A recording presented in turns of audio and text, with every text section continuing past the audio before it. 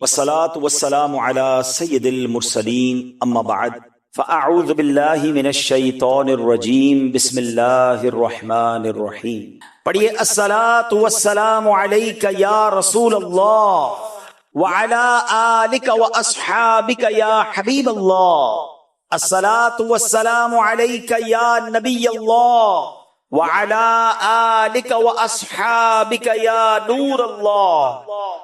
درود پاک پڑھنے کے بے شمار فضائل و برکات ہیں۔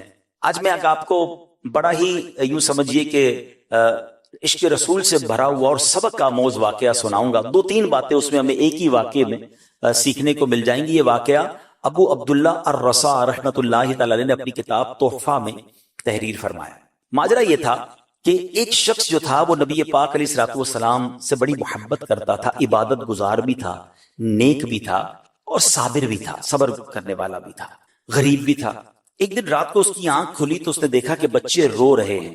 بچوں سے پوچھا میرے بچوں کیوں رو رہے ہو؟ تو بچوں نے کہا کہ کھانا نہیں کھایا ہے اور ہم بھوکے ہیں اور بھوک کے مارے رو رہے ہیں۔ یعنی غربت کا یہ عالم تھا کہ وہ رات گھر والوں نے فاقے میں گزاری تھی، مگر عشق رسول کا عالم دیکھیں، اللہ پر بھروسے کا عالم دیکھیں کہ اس نے شکوہ شکایات شروع نہیں کر دی، باہر نکل کر ہاتھ پھیلانا شروع نہیں کیا۔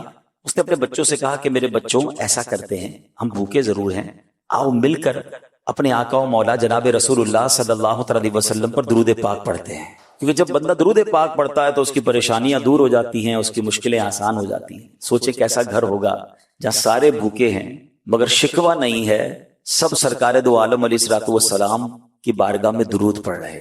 شاعر کہتے ہیں نا، فریاد امتی جو کرے حال زار، پکارے تو صحیح نا، دل سے یاد تو کرے انہیں۔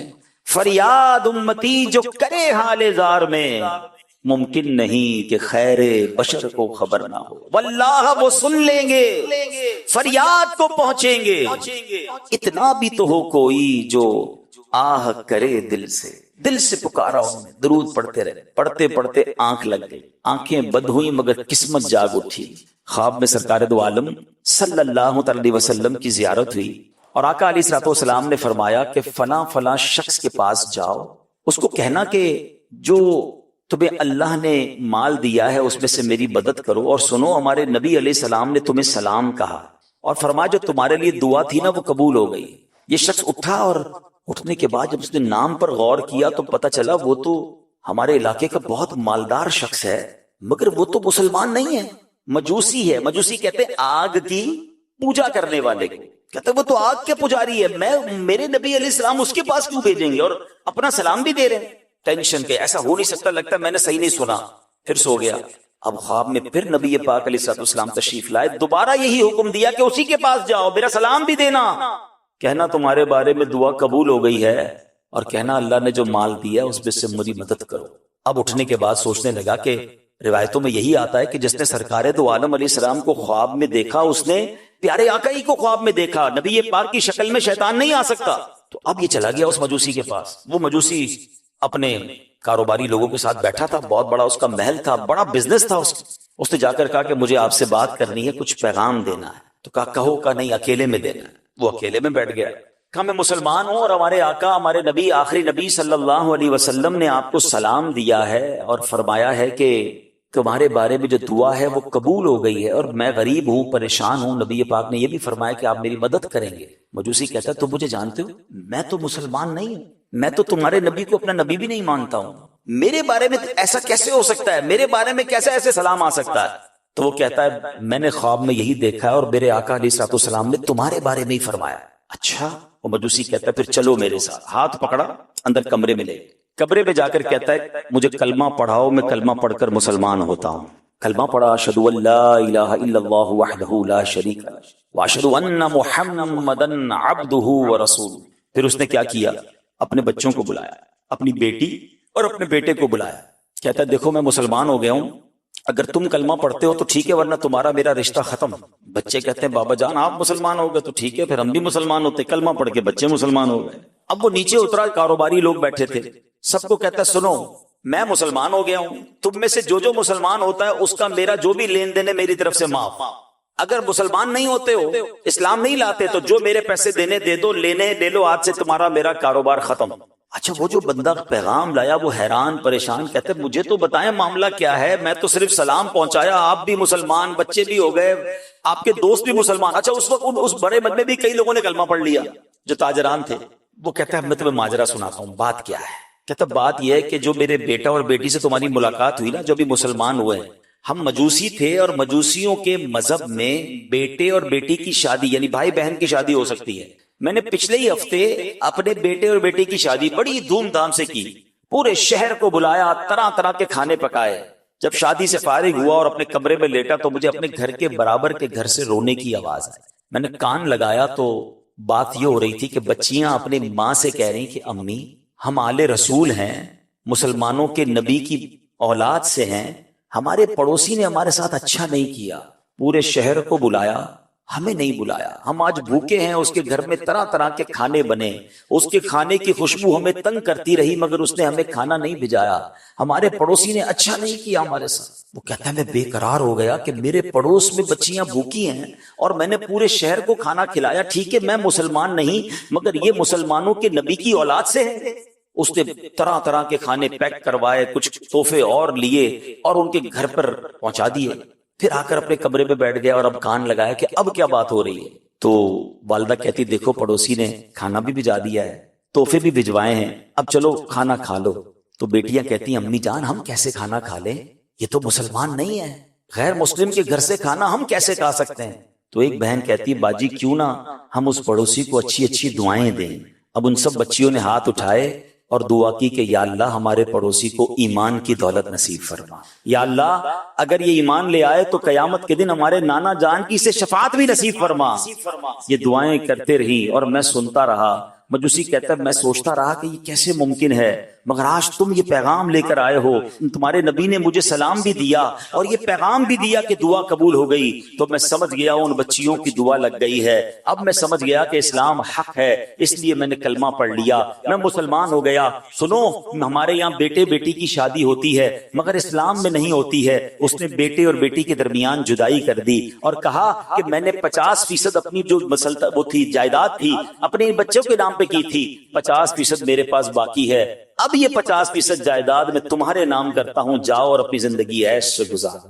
اب وہ دیوانہ جس کے گھر میں رات فاقہ تھا اس نے کسی کے آگے ہاتھ نہیں پھیلایا، اس نے پیارے آقا علیہ الصلوۃ والسلام کو یاد کیا، درود پاک کی کثرت کی، اگلے دن وہ امیر و کبیر ہو گیا، اس کی مشکل آسان ہو گئی۔ اور پھر سیکھنے کو کیا ملا کہ آل رسول کی خدمت کی تو اللہ نے اس مجوسی کو ایمان بھی عطا کر دیا، اور سبحان اللہ اللہ کی رحمت سے امید ہے نبی پاک کی شفاعت بھی اسے نصیب ہو جائے گا۔ پیارے اسلامی بھائیوں ہم بھی پریشانیوں میں آ جاتے ہیں، زندگی میں ہمیں بھی مشکلیں آ جاتی ہیں، بعض اوقات پیسوں کی کمی، بعض اوقات کاروبار کی مشکل، بعض اوقات فیملی پرابلم۔ کسی سے بات نہ کیا کریں، کسی کے آگے ہمیں ذکر نہیں کرنا، کچھ چھوٹی چھوٹی باتوں پر لوگوں سے مانگنے نکل پڑتے ہیں، خودداری یہ نہیں ہے۔ اللہ سے دعا کیا کرو کہ یا اللہ ساری زندگی دینے والا بنانا، کبھی مانگنے والا نہ بنا، اور کبھی نوبت آ جائے نا تو کسی کے آگے ہاتھ نہیں پھیلانا۔ شاعر کہتے ہیں نا کسی کا احسان کیوں اٹھائیں، کسی کو حالات کیوں بتائیں، انہیں سے مانگے یہ تم ہی دو گے، تمہارے در سے ہی لو لگی ہے۔ زندگی کا یہ اصول بنا، مشکل ہے اللہ کی بارگاہ میں عرض کریں، نبی پاک علیہ الصلوۃ والسلام کی بارگاہ میں فریاد کریں، انشاءاللہ وہاں سے کرم ہوگا، نگاہ رحمت ہوگی۔ ہمارا یہی تو پرابلم ہے، ہم دنیا والوں سے کہتے ہیں اللہ کی بارگاہ میں عرض نہیں کرتے ہیں۔ اور سچی بات بتاؤں، یہ بھی ایک تجربے کی بات آپ کو بتا دیتا ہوں، شاید آپ کو کام آئے۔ دنیا والوں کو جو اپنا درد بتاتے ہیں نا، اپنی مشکل بتاتے ہیں، اپنی پریشانی بتاتے ہیں، سب نہیں مگر اکثر آپ کا پیچھے سے مزے لیتے ہیں۔ ہاں لوگوں سے بات کرتے ہیں، آئے تھا میرے پاس، اس کا یہ پرابلم ہے، مجھ سے مانگنے آیا تھا، دیتے کوئی نہیں ہے مگر پیچھے ہماری درد کی ہنسی اڑاتے ہیں، ہمارے پرابلم کو انجوائے کرتے ہیں، لوگوں کو بتاتے ہیں اس کا یہ پرابلم ہے، اس کا یہ مسئلہ تھا، آیا تھا میرے پاس۔ کیوں بتائیں کسی کو بھائی؟ کیا خوبصورت شعر ہے نا نعت کا، دنیا والے تو درد دیتے ہیں،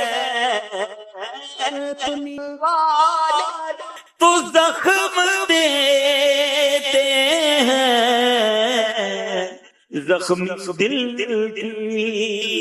دوا مدینہ ہے، درد دل کی دوا مدینہ ہے۔ ہمیں اپنے آقا سے وہ ہے نا، کرم کرنے کے لیے ہے، مجھے کیا ضرورت ہے کسی اور سے بات کرنے کی؟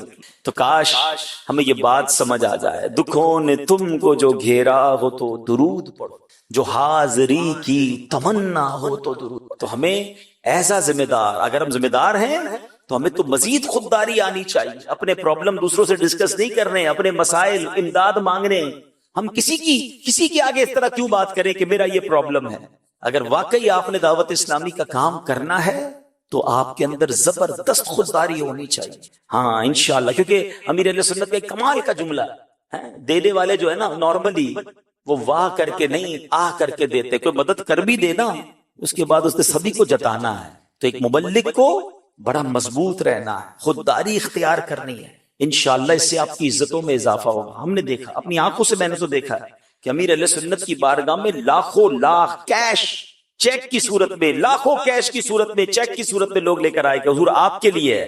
آپ نے فرمایا مجھے نہیں چاہیے، دعوت اسلامی کو دینا ہے تو دے دو، مجھے تمہارا ایک روپیہ بھی نہیں چاہیے۔ آج کیوں دنیا ان کی دیوانی ہے، بڑے بڑے گن گاتے ہیں ان کے ستھرے کردار کے، کچھ تو ہے نا۔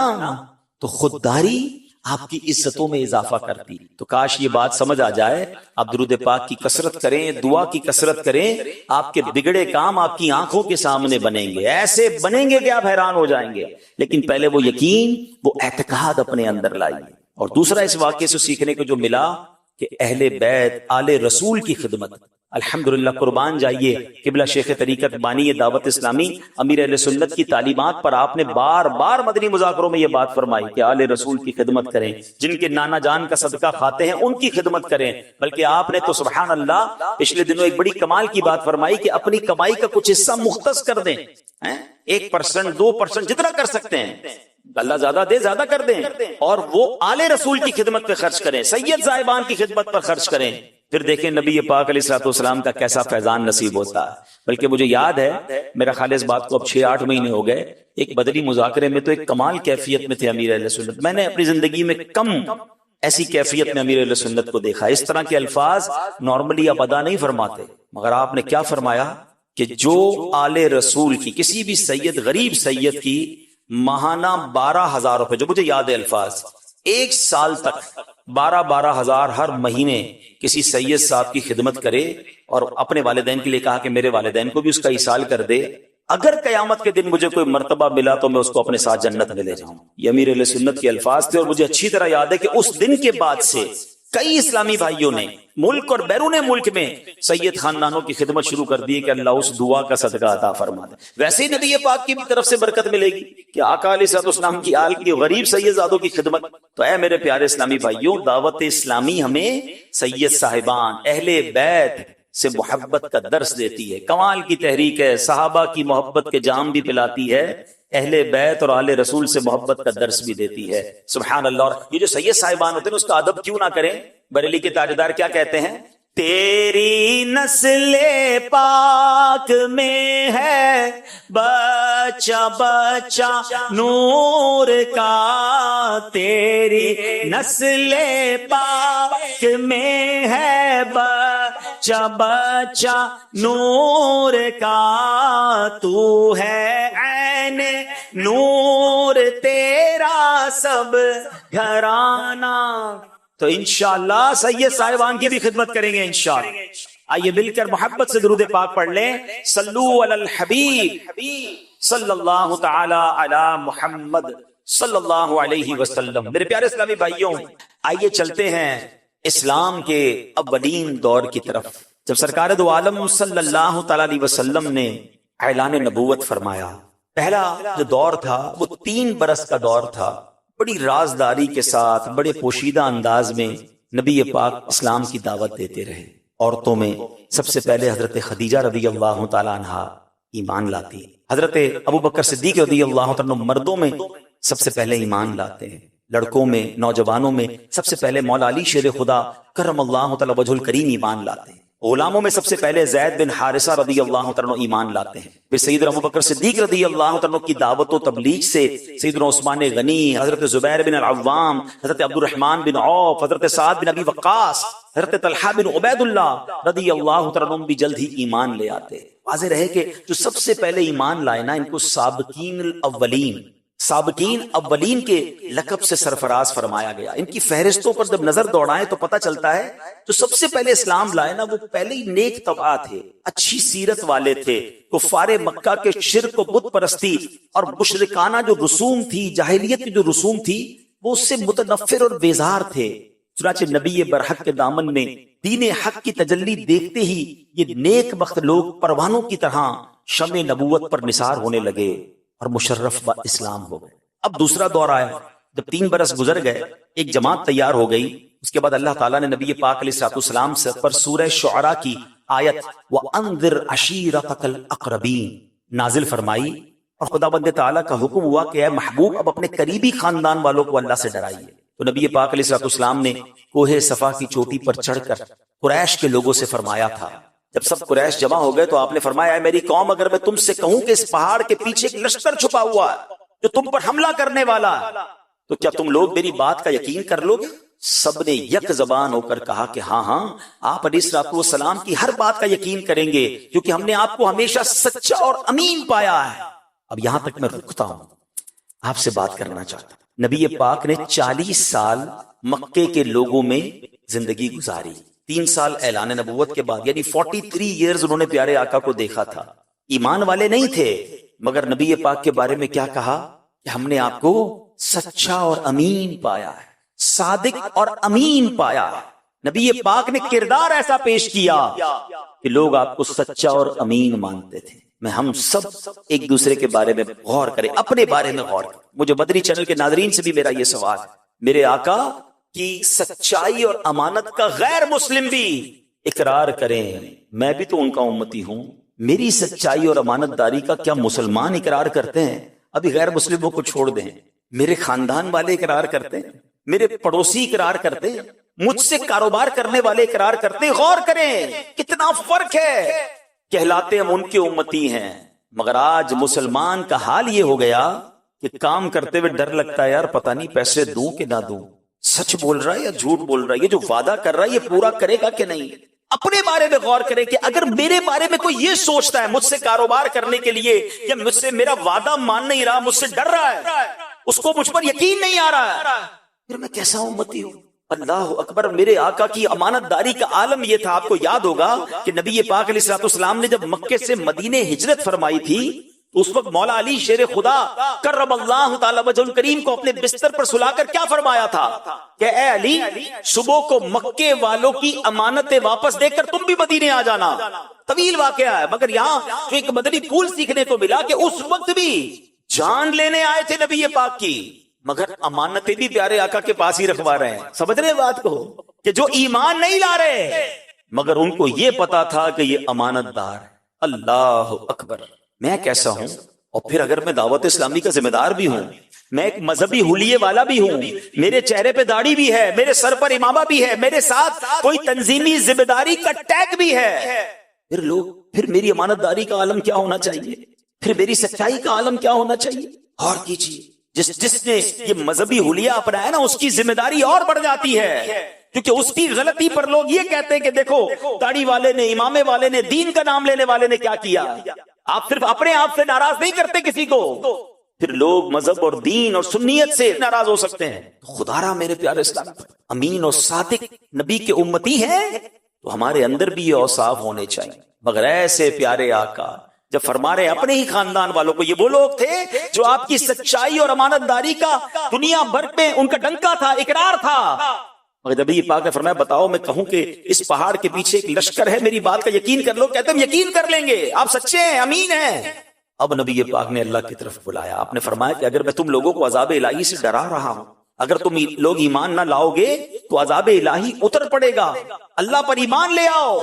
یہ سن کر خاندان والے، کلوز ریلیٹیوز، وہ نبی پاک سے ناراض ہونے لگے۔ پیارے آقا کا چچا، اب ہوتے پتا ہے نا چچا سے کتنا پیار ہوتا ہے، کتنا کلوزنس ہوتی ہے، ابو لہب چچا تھا، سخت ناراض ہو گیا، اول فول بکنے لگا اور سب لوگ چلے گئے۔ نبی پاک کی شان میں گستاخیاں کی، بات نہ مانی۔ اور اب وہ تیسرا دور آیا جب اللہ نے ارشاد فرمایا فَاصْدَعْ بِمَا تُؤْمَرْ۔ اب یہ جب آیت نازل ہو گئی تو فرمایا اے نبی آپ کو جو حکم دیا گیا اب علی الاعلان اعلان فرمائیے، گریجولی، یعنی پہلے خاموشی کے ساتھ، پھر اپنے قریبی خاندان والوں کو۔ تیسرا دور کیا تھا کہ اب اللہ کی طرف بلائیے، علی الاعلان۔ اللہ اکبر، اب نبی پاک علی الاعلان اللہ کی طرف بلانے لگے، شرک کے خلاف بات کی، بت پرستی کے خلاف بات کی، معبود لانے باطلا جھوٹے خداؤں کے خلاف بات کی، اللہ کی طرف بلایا، آخرت سے ڈرایا۔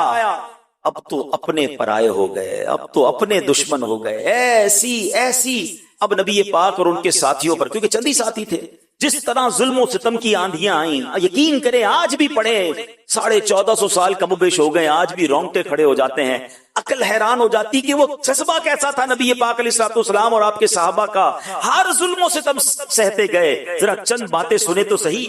آج چھوٹی چھوٹی باتوں پر ہمارے اسلام پہ کہتے ہیں میں درس نہیں دوں گا، میں بیان نہیں کروں گا، میں اب ذمہ داری نہیں سنبھالوں گا، میں اب جناب اجتماع میں نہیں آؤں گا، میں اب قافلے میں سفر نہیں کروں گا، مجھے پیار نہیں ملا، مجھے عزت نہیں ملی، مجھے ذمہ داری نہیں ملی، مجھے بیان نہیں دیا، ارے مجھ سے پہلے اس کو نگران بنا دیا، میں اتنا پرانا تھا۔ ہم ان چھوٹی چھوٹی باتوں پر ہم دین کا کام چھوڑ دیتے ہیں۔ ذرا سوچئے تو صحیح کیسی ظلم و ستم کی آندھیاں تھی اور کیا زبردست جذبہ تھا۔ سنیے گا نبی پاک علیہ الصلوۃ والسلام کو کن الفاظ سے پکارا گیا۔ یقیناً اگر یہ بیان نہ کرنا ہو تو یہ الفاظ کوئی زبان پر لانا پسند نہیں کرتا۔ اللہ کے حبیب علیہ الصلوۃ والسلام کو کاہن، ساحر، شاعر، مجنون یہ سب ہونے کا پوچھاؤ بازار میں زوردار پروپیگنڈا کیا جانے لگا۔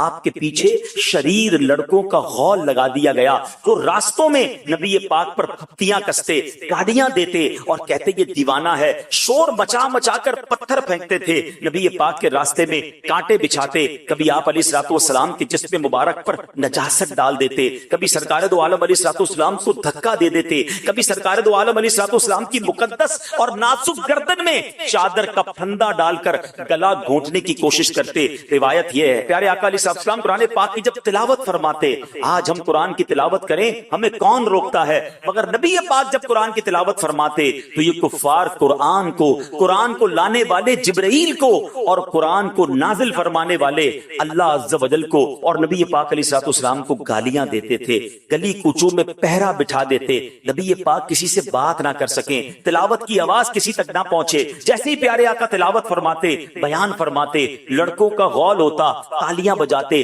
سیٹیاں بجاتے، اتنا شور مچاتے تھے کہ پیارے آقا کی قرآن کی آواز کسی کو سنائی نہ دیتی۔ نبی پاک کسی جگہ پر جا کر پبلک میں جا کر بیان فرماتے اور ایمان کی دعوت دیتے تو پیارے آقا کا چچا ابو لہب پیچھے آتا اور چلا کر کہتا اے لوگوں میرا یہ بھتیجا جھوٹا ہے، یہ دیوانہ ہو گیا ہے، اس کی تم بات نہ سنو۔ اللہ اکبر، ذرا سوچئے تو صحیح کس قدر دل آزاری ہوتی ہوگی، قلب مصطفیٰ صلی اللہ تعالی علیہ وسلم کتنا غمگین ہوتا ہوگا۔ اسی طرح ایک مرتبہ نبی پاک علیہ الصلوۃ والسلام حرم کعبہ میں نماز پڑھ رہے تھے، عین حالت نماز میں ابو جہل نے کہا کوئی ہے جو آلے فلاں کے ذبح کیے ہوئے اونٹ کی اوجڑی لا کر سجدے کی حالت میں ان کے کندھوں پر رکھ دے۔ نبی پاک نماز پڑھ رہے اور ابو جہل یہ کہہ رہا ہے۔ یہ سن کر عقبہ بن ابی معیط بدبخت اٹھا، اس اوجڑی کو لا کر نبی پاک کے دوش مبارک پر رکھ دیا۔ اب میرے آقا سجدے میں ہیں اور پیارے آقا کے کاندھے پر اوجڑی رکھ دی۔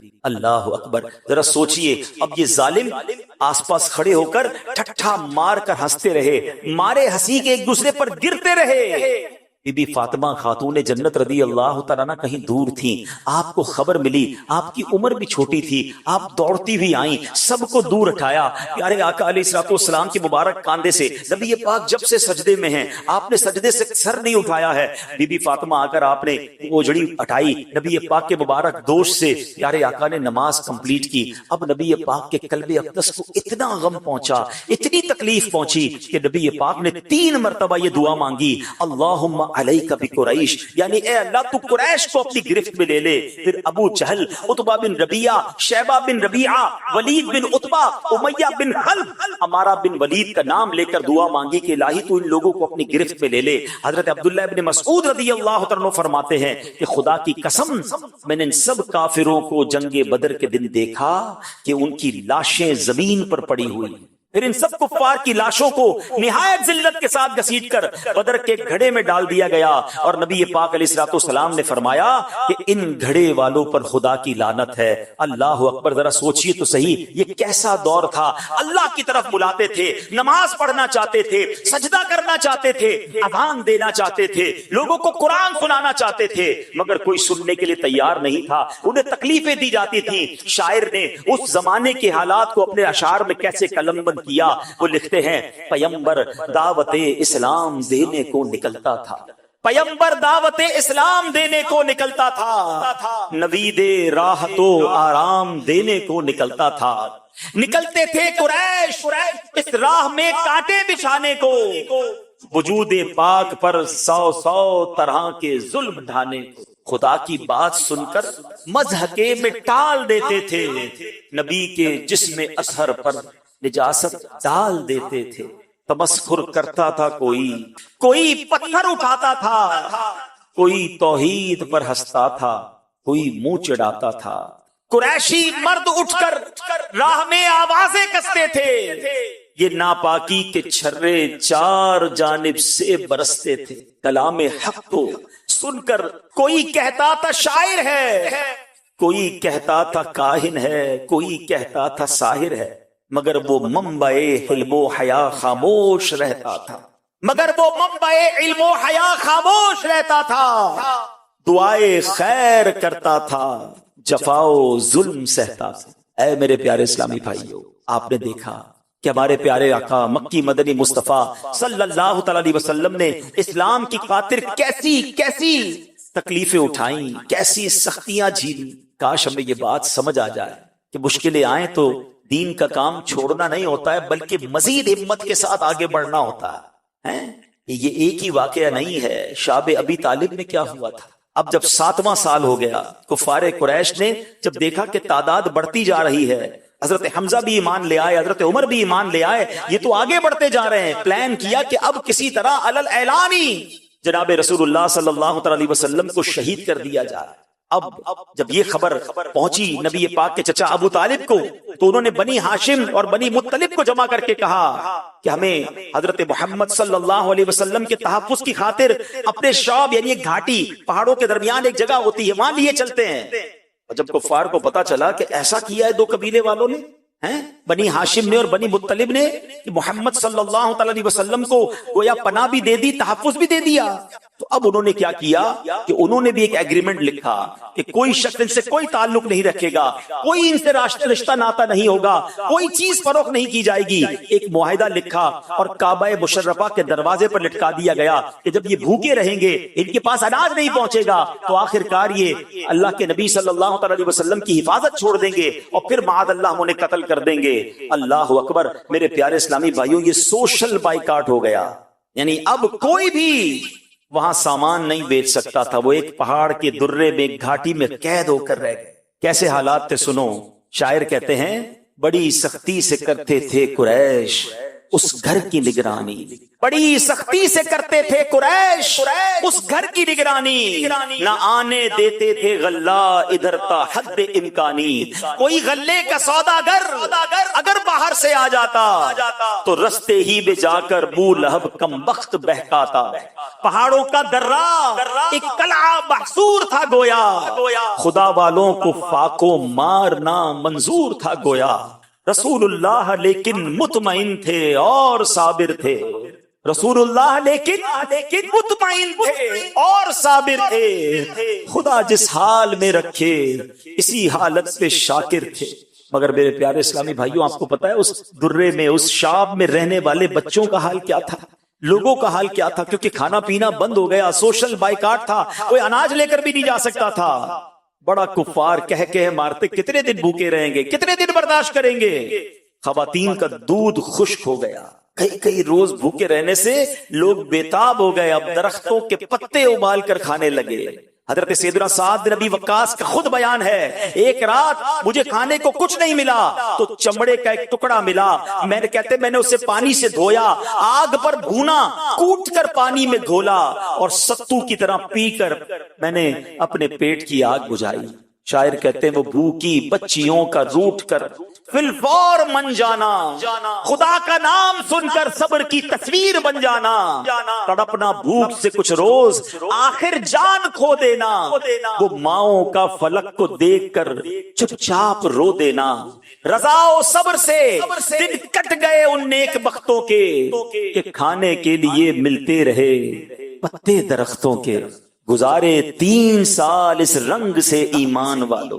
یہ 2-4 مہینے کا پرابلم نہیں تھا، 3 سال اس شعب ابی طالب میں، اس گھاٹی میں سرکار دو عالم علیہ السلام اور صحابہ اور ان کے چاہنے والوں نے بھوک و پیاس سے گزارے 3 سال اس رنگ سے ایمان والوں نے، دکھا دی شان استقلال اپنی آن والوں نے۔ اب جان کیسے چھوٹی؟ اللہ نے اپنے حبیب علیہ السلام کو خبر دے دی کہ وہ جو معاہدہ کعبے کی دیوار پہ ہے نا، اس کو دیمک نے چاٹ لیا ہے، اب وہ لکھا ہوا باقی نہیں ہے۔ یہ خبر نبی پاک نے ابو طالب کو دی، انہوں نے کفار مکہ کو بلایا، کہا دیکھو مجھے میرے بھتیجے نے بتایا ہے کہ اللہ نے اس کی طرف یہ وحی بھیجی ہے کہ تمہارا معاہدہ ختم ہو چکا ہے، اس پہ اب لکھا ہوا کچھ باقی نہیں ہے، جا کر معاہدہ دیکھ لو، اگر لکھا ہوا باقی ہوا میں اپنے بھتیجا کو تمہارے حوالے کر دوں گا، اور اگر ایسا نہیں تو پھر تم ہماری جو پرابلم ہے، جو محاصرہ ہے، اس کو ختم کرو۔ اور یہ بات طے پائی گئی۔ اب جب کعبے کی دیوار پر جا کر معاہدہ دیکھا گیا تو غیب کی خبر دینے والے آقا کی خبر سچی ثابت ہوئی، اس معاہدے پر اب لکھائی باقی نہیں تھی، اس معاہدے کو پھاڑ دیا گیا اور مسلمانوں کو اس درے سے آزادی نصیب ہوئی۔ مگر اے میرے پیارے اسلامی بھائیوں، مصیبت پھر بھی ختم نہیں، یہ معاملے بڑھتے ہی جا رہے تھے۔ تھوڑے عرصے بعد نبی پاک نے پلان کیا کہ طائف کے سرداروں کے پاس جایا جائے، مکے سے نکل کر ایک اور شہر میں، جس کو آج ہماری زبان میں ہم کہتے ہیں قافلہ، ایک قافلہ لے کر جایا جائے، وہاں جا کر اسلام کی دعوت دی جائے، نیکی کی دعوت دی جائے۔ مکے والے تو بہت مار رہے ہیں، بڑی تکلیف دے رہے ہیں، شاید طائف والے بات سن لیں۔ نبی پاک نے جا کر جب طائف والوں کو اللہ کی بات پہنچائی، ایمان کی دعوت پیش کی، اللہ اکبر، ان کفار بداتوار نے نبی پاک علیہ الصلوۃ والسلام سے اس قدر گستاخانہ جملے کہے کہ ہم اپنی زبان پر بھی نہیں لا سکتے۔ نبی پاک علیہ اسلام کی دعوت پیش کرتے، وہ لوگ طرح طرح کی دل آزاریوں پر اتر آئے، اوباش بچوں کو پیچھے لگا دیا، نبی پاک پر پتھروں کی بارش ہونے لگی، اس قدر پتھر برسائے کہ میرے آقا علیہ السلام کا جسم خون سے تر بتر ہو گیا، اتنا خون بہا کہ نبی پاک کے نالین اقدس خون سے بھر گئے۔ سنیے طائف کے میدان کے بارے میں شاعر کیا لکھتا ہے، وہ لکھتا ہے بڑے امبو در امبو پتھر لے کے دیوانے، لگے می پتھروں کا رحمت عالم پہ برسانے، وہ ابر لطف جس کے سائے کو گلشن ترستے تھے، یہاں طائف میں اس کے جسم پر پتھر برستے تھے، وہ بازو جو غریبوں کو سہارا دیتے رہتے تھے، پیا پہ آنے والے پتھروں کی چوٹ سہتے تھے، وہ سینہ جس کے اندر نور حق مستور رہتا تھا، وہی اب شک ہوا جاتا تھا، اس سے خون بہتا تھا، جگہ دیتے تھے جن کو حاملان عرش آنکھوں پر، وہ نالین مبارک ہائے خون سے بھر گئیں اکثر، حضور اس جور سے جب چور ہو کر بیٹھ جاتے تھے، شکی آتے تھے بازو تھام کر اوپر اٹھاتے۔ آپ کو پتا ہے حضرت جبریل علیہ السلام ملک الجبال یعنی پہاڑوں کے فرشتے کو لے کر نبی پاک کی بارگاہ میں حاضر ہوئے، ملک الجبال نے آپ علیہ السلام سے عرض کیا حضور آپ فرمائیں تو دونوں پہاڑوں کو الٹ کر، دونوں پہاڑوں کو ان کفار پر الٹ کر انہیں تہس نہس کر دوں گا۔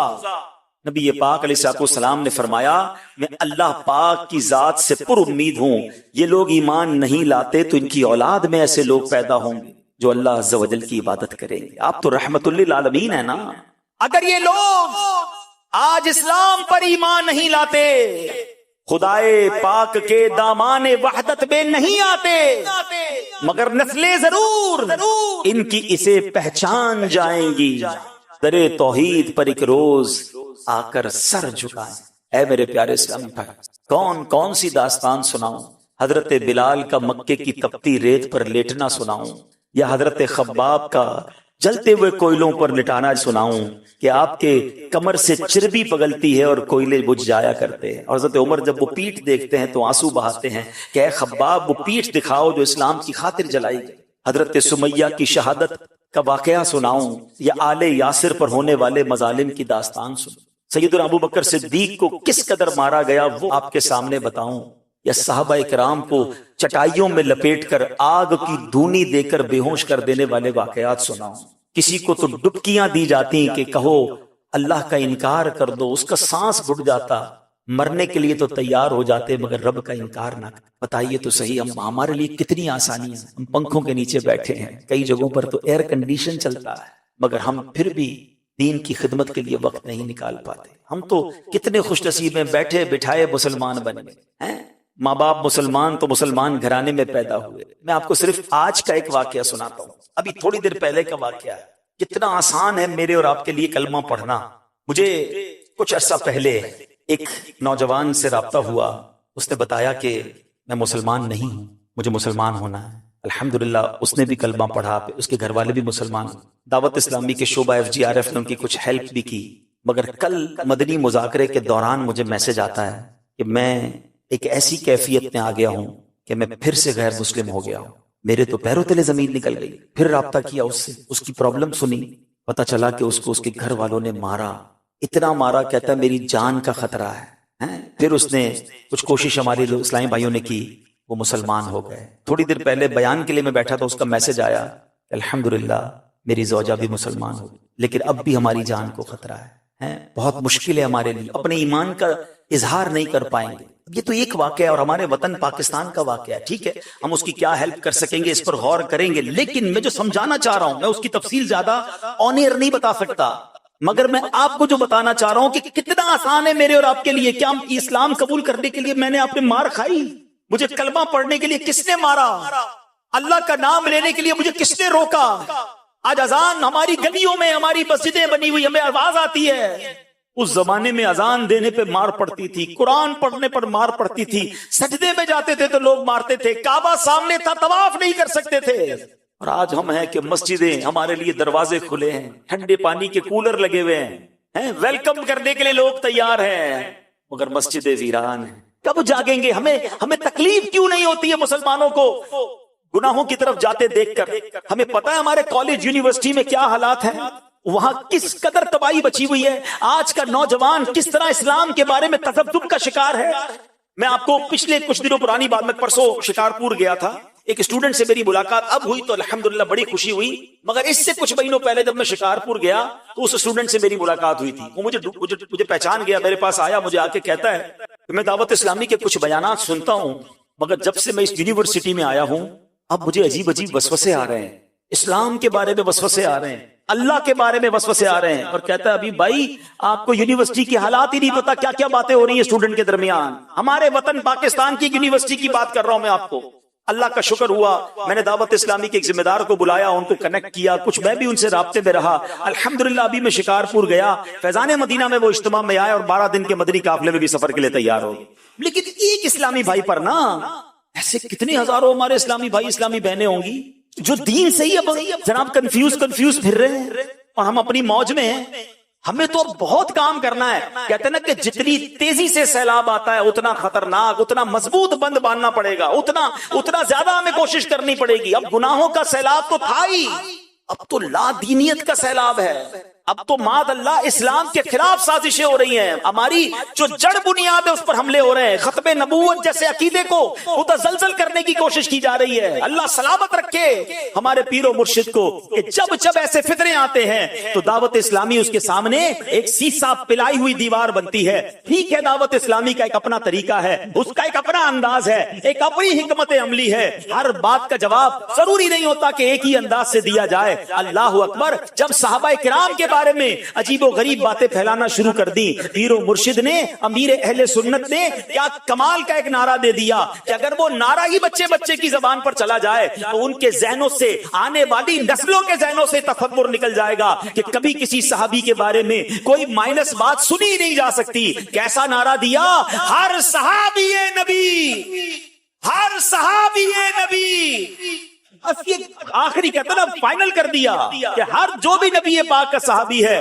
وہ ہمارے سر کا تاج ہے. ارے وہ کتنی مشہور حدیث پاک ہے, الصحابی کالنجوم فبأیہم اقتدیتم اہتدیتم, میرے صحابہ ستاروں کی مانند ہیں, ان میں سے جن کی بھی اقتدا کرو گے تمہارا بیڑا پار ہو جائے گا, تم ہدایت پا جاؤ گے. تو کیسے صحابہ کے بارے میں ہم سوچ سکتے ہیں؟ صحابہ سے پیار, اہل بیت سے پیار, اور انشاءاللہ اپنا بیڑا پار ہے. اچھا پھر جناب ختم نبوت پر بات کریں. عقیدہ ختم نبوت پر سازشیں ہونا شروع ہوئیں, عجیب عجیب باتیں کرنا لوگ شروع ہو گئے. سبحان اللہ, دعوت اسلامی نے ہر سال الحمدللہ یوم تحفظ عقیدہ ختم نبوت تو منایا جاتا ہے, لیکن اس کے ساتھ ایک بڑی حکمت عملی کے ساتھ بڑا پیارا نعرہ دیا, اور یہ نعرہ بھی آج دعوت اسلامی کے مدرسوں میں, دعوت اسلامی کے اسکولوں میں, اور اب مدنی چینل کے ذریعے دنیا بھر کے بچے کی زبان پر جاری ہے. آپ بھی اپنے گھر میں اپنے بچوں کو یہ نعرہ سکھائیں اور بار بار لگائیں, تاکہ کہتے نا ہماری گٹی میں یہ بات شامل ہو جائے, محمد مصطفیٰ, محمد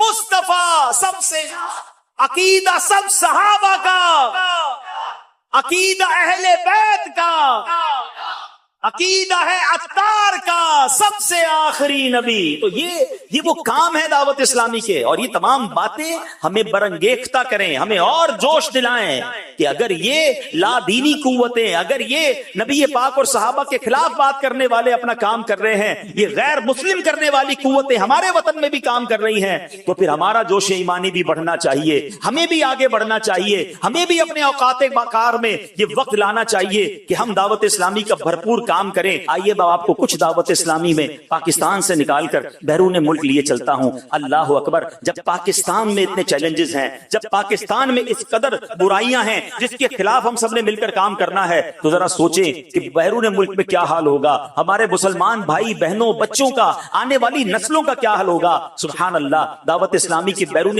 ملک کی صرف میں ایک جھلک آپ کو بتاتا ہوں. آپ کو اندازہ ہے پاکستان میں کسی اچھے مہنگے علاقے میں ایک مسجد اگر آپ بنانے جائیں, ایک مدرسۃ المدینہ یا جامعۃ المدینہ بنانے جائیں, تو وہ کروڑ روپے کی عمارت آتی ہے, کروڑ روپے کا خرچ ہو جاتا ہے. اب ذرا سوچیں بیرون ملک میں جہاں ڈالر, جہاں پاؤنڈ, جہاں یورو چلتے ہوں, جہاں ساؤتھ افریقن رینڈ چلتے ہوں, اور یا ہانگ کانگ ڈالر چلتے ہوں, وہاں ایک عمارت بنانا, ایک مرکز بنانا اور اس کو پھر چلانا, اس کے اخراجات اور اس کے لیے کتنی ریسورسز کی ضرورت ہوگی, کتنے افراد کی حاجت ہوگی. دعوت اسلامی کی ڈائیورسٹی, دعوت اسلامی کی صرف اسٹرینتھ کو سمجھیے گا. جیسے میں نے بیان کے شروع میں کہا تھا, ایک شہر کراچی کے صرف ذمہ داران اتنے ہیں کہ جدھر تک نگاہ جا رہی ہے عاشقان رسول موجود ہیں, تو پاکستان بھر کے ذمہ داران کی تعداد کیا ہوگی. اور میں نے شروع میں کہا کہ یہ سارے کراچی کے ذمہ داران نہیں, جتنے آ سکے وہ آئے ہوں گے. آؤ میں آپ کو بتاؤں بیرون ملک میں دعوت اسلامی کے مراکز اور سینٹرز کتنے ہیں. سنتے جائیے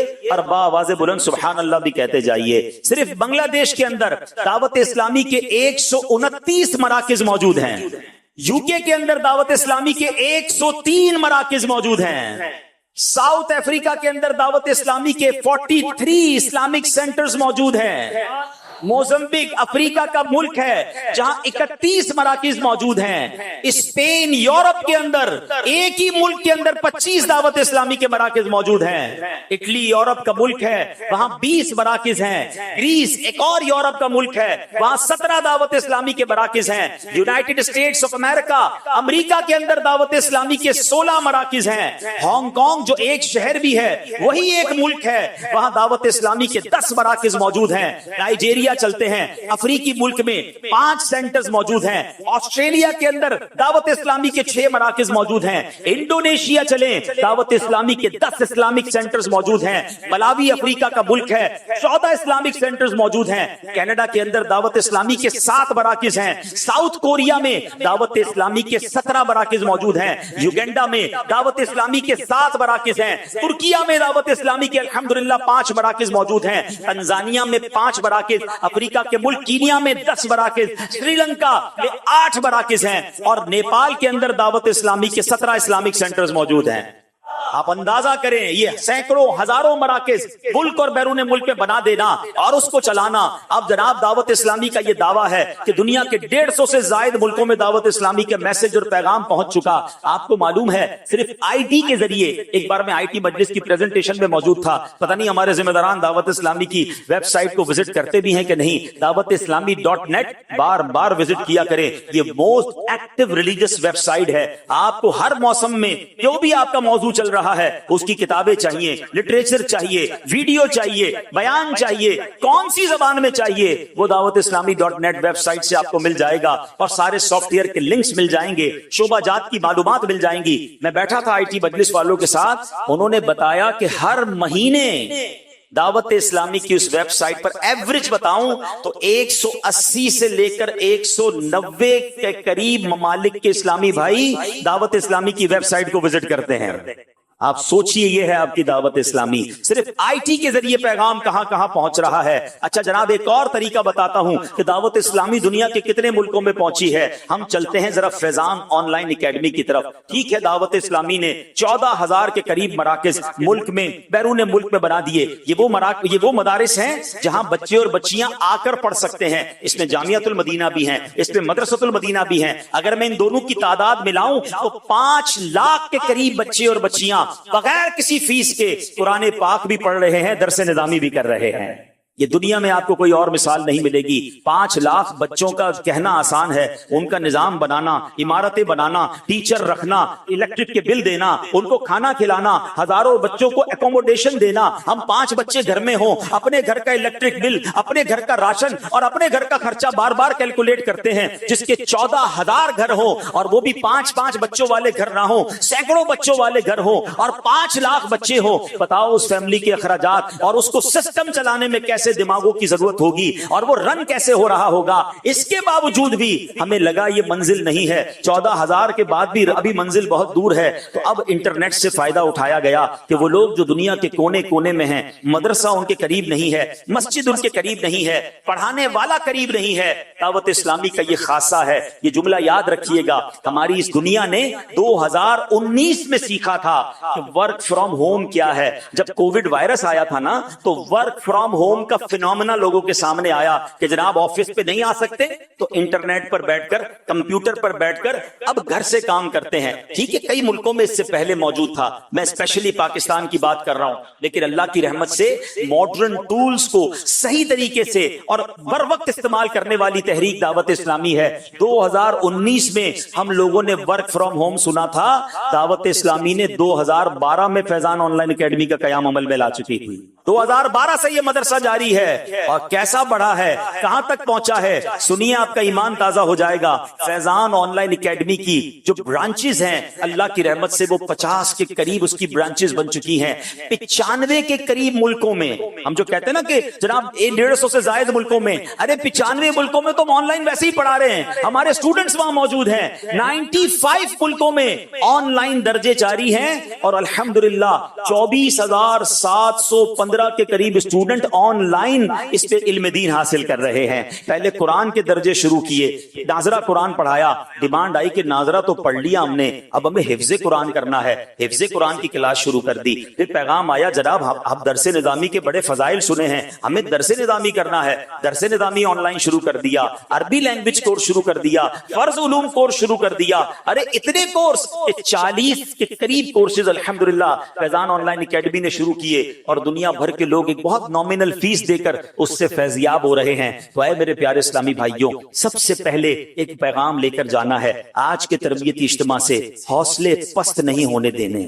رکاوٹیں آئیں گی, ستانے والے آئیں گے, آپ کو آپ کے خلاف باتیں کرنے والے آئیں گے. ارے مخالفت تو نبی پاک علیہ الصلوۃ والسلام کی بھی ہوئی, صحابہ کی بھی ہوئی. اگر آپ دین کا کام کریں گے, آپ جناب عقیدہ ختم نبوت پر بات کریں گے, آپ صحابہ کرام کی عزت پر بات کریں گے, آپ غیر مسلموں کو اسلام لانے کی بات کریں گے. ارے دعوت اسلامی 20,000 سے زیادہ غیر مسلموں کو مسلمان کر چکی ہے اور یہ فیضان جاری ہے. تو کیسے یہ قوتیں آپ کے خلاف بات نہیں کریں گی؟ مخالفت ہونی ہے, سوشل میڈیا پر بھی ہونی ہونی ہے، لوگ بھی بات کریں گے، مگر آپ کو پتا ہونا چاہیے کہ میری منزل کیا ہے، میرا مقصد کیا ہے۔ آئیے مل کر اپنا مدنی مقصد دہرائیے۔ ہمارا مدنی مقصد کیا ہے؟ مجھے اپنی اور ساری دنیا کے لوگوں کی اصلاح کی کوشش کرنی ہے انشاءاللہ عز و جل۔ تو اپنے مدنی مرکز سے جڑے رہیں، اپنے مقصد سے جڑے رہیں، اور بڑے دل کے ساتھ چھوٹی چھوٹی باتوں کو خاطر میں نہ لائیں اور آگے بڑھیں۔ رب کریم سے دعا ہے اللہ کریم